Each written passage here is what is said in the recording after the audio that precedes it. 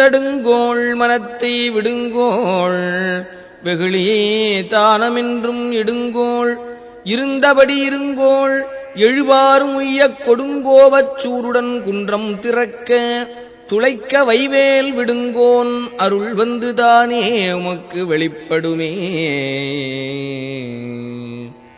இந்த முருக பக்தர்களுக்கெல்லாம் எதுக்கு இவ்வளவு கோபம் வரும்? பிறருடைய குறைகளை பார்க்கும்போது தான் கோபம் வரும். ஆன்மீகமும் முருக பக்தியும் தான் குறைய தனக்கு எடுத்து காட்டுறது தான் பக்தி. அருணகிரிநாதரே சொல்றார், பக்திக்குள்ள வரும்போதே எப்படி இருக்கும்னா கோபம் வருங்கிறார். தடுங்கோள் மனதை விடுங்கோள் வெகுளியேங்கிறார். வெகுளின்னா கோபம், கோபத்தை விடுங்கிறார். ஏன்னா கோபம் எந்த உணர்ச்சியும் ஆன்மீகத்திற்கு நல்லதல்ல.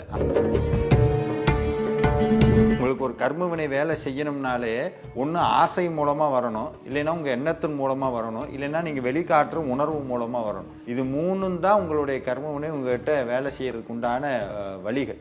அதை அடைச்சிட்டோம்னா கர்மவினை வேலை செய்யாது. அதனால தான் அடிப்படையில் கோபத்தை விடுங்கிறாங்க. அப்படி கோபம் வந்ததுன்னா முருகான்ட்டு அமைதியாயிரணும். தடுங்கோள் மனத்தை விடுங்கோள் வெகுளியே தானமென்றும் எடுங்கோள் இருந்தபடி இருங்கோள் எழுவாரும் உய்யக் கொடுங்கோவச் சூருடன் குன்றம் திறக்க துளைக்க வைவேல் விடுங்கோன் அருள் வந்துதானே உமக்கு வெளிப்படுமே.